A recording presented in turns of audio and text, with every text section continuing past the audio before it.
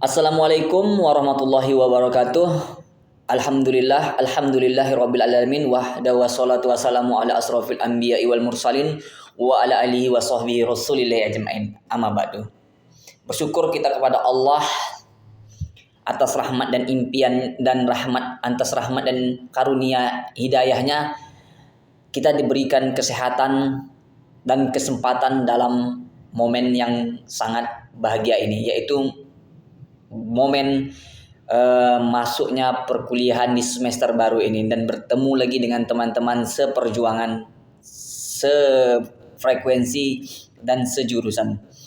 Nah, baik di sini sebelumnya saya akan menjelaskan tentang teori atau presentasi tentang konsep kebahagiaan dalam psikologi positif.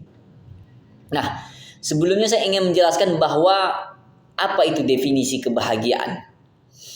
Kebahagiaan itu adalah rasa senang yang timbul dalam hati akibat adanya sesuatu yang dicintai, seperti mencintai benda, seperti kita menyukai HP. Nah, itu termasuk emosi dari dalam diri dan kebahagiaan yang ada di dalam diri kita. Nah, kebahagiaan itu sering dipahami sebagai emosi positif yang muncul akibat terpenuhinya kebutuhan dasar, tujuan, dan makna hidup. Menurut Martin Seligman, tokoh utama psikologi positif, kebahagiaan itu adalah atau well-being tidak hanya ditentukan oleh faktor eksternal seperti kekayaan, jabatan, atau status sosial, tetapi juga oleh bagaimana individu memaknai pengalaman hidupnya. Ada dua pendekatan utama dalam menjelaskan kebahagiaan. Yang pertama yaitu hedonic well-being, yaitu menekankan pada kesenangan, kepuasan, dan minimnya penderitaan. Yang kedua yaitu eudaimonic well-being, menekankan pada aktualisasi dari tujuan hidup dan makna mendalam dari keberadaan manusia. Dengan demikian, kebahagiaan bukanlah sekedar tertawa atau berasa senang sesaat, melainkan keterhubungan dengan sesuatu yang lebih besar dalam hidupnya. Komponen kebahagiaan menurut Seligman itu tentang teori PERMA. Martin Seligman mengembangkan teori PERMA sebagai model kesejahteraan psikologis yang dapat mengarahkan individu pada kebahagiaan sejati. PERMA merupakan singkatan dari yang pertama itu P, positive emotions atau emosi positif. Ini adalah mampu merasakan rasa syukur, rasa cinta, rasa optimisme, dan rasa kepuasan. Emosi positif ini berfungsi melindungi mental, meningkatkan resiliensi terhadap diri dan kepercayaan diri. Yang kedua yaitu E, engagement atau keterlibatan. Perasaan menyatu dalam aktivitas yang disebut flow, di mana seseorang benar-benar tenggelam dalam aktivitas yang memberi tantangan sekaligus kepuasan. Yang ketiga yaitu R atau relationships atau relasi positif. Kualitas hubungan sosial yang sangat saling mendukung dan penuh kasih sangat menentukan tingkat kebahagiaan seseorang. Nah, yang selanjutnya yaitu M, yaitu meaning atau makna, yaitu merasakan bahwa hidup memiliki tujuan lebih besar, misalnya melalui agama, spiritualis, pengabdian sosial, atau kontribusi untuk orang lain.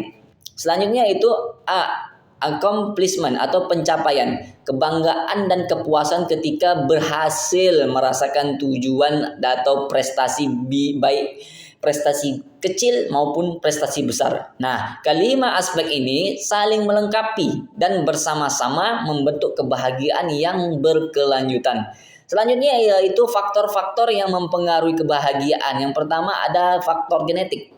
Penelitian menunjukkan bahwa sekitar 40-50% tingkat kebahagiaan dipengaruhi oleh faktor genetik atau kepribadian bawaan. Yang selanjutnya yaitu lingkungan dan kondisi eksternal, yaitu status ekonomi, kesehatan fisik, dan keamanan hidup.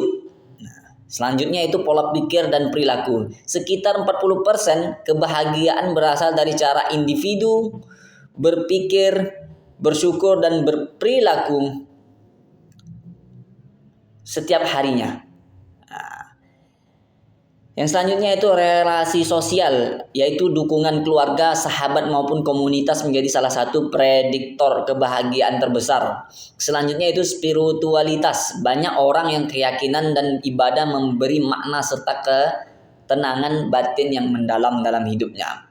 Selanjutnya itu strategi meningkatkan kebahagiaan dalam psikologi positif. Psikologi positif menawarkan berbagai intervensi sederhana namun efektif untuk meningkatkan kebahagiaan. Seperti pertama itu latihan bersyukur. Nah, orang yang selalu merasa bersyukur menulis 3 hal baik setiap hari dapat meningkatkan kepuasan hidup. Jadi intinya kalau kita bersyukur, maka hidup kita akan merasa puas. Hidup kita akan merasa nyaman, bahagia dan tentram serta damai, tidak ada rasa gundah gulana dalam hidupnya. Nah, yang kedua itu mengidentifikasi kekuatan diri atau karakter strength, yaitu mengetahui potensi utama dan menggunakan secara konsisten dalam kehidupan sehari-hari. Yang selanjutnya itu mindfulness dan meditasi, membantu mengurangi stres dan meningkatkan kesadaran penuh terhadap pengalaman yang sedang dilakukan dan dirasakan hingga saat ini. Selanjutnya itu memberi dan menolong orang lain. Aktivitas ini altruistik ini terbukti menumbuhkan perasaan bermakna dan bahagia di dalam diri seseorang. Yang selanjutnya itu menetapkan tujuan yang realistis dan bermakna.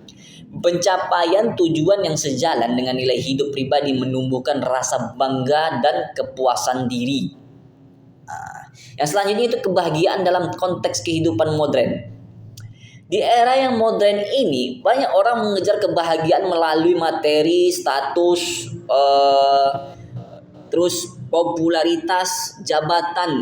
Namun riset psikologi positif menunjukkan bahwa hal tersebut hanya memberi kebahagiaan sementara, tidak bersifat kekal. Justru kualitas relasi, rasa syukur dan keterhubungan dengan makna hidup yang lebih mendalam memiliki dampak lebih besar pada kebahagiaan jangka panjang. Selain itu, kebahagiaan tidak berarti bebas dari masalah.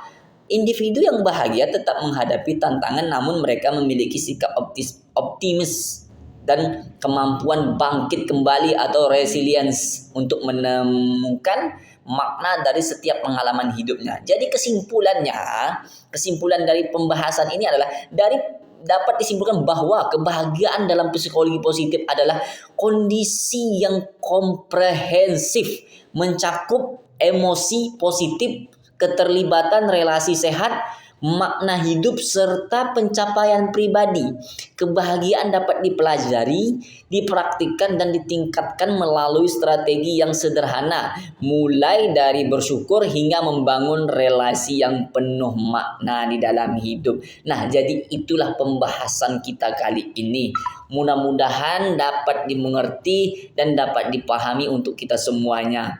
Adapun kata-kata yang salah itu datangnya dari saya, karena saya hanya manusia biasa dan kebenaran hanya milik Allah Subhanahu wa taala. Akhirul kalam, assalamualaikum warahmatullahi wabarakatuh. Sampai jumpa.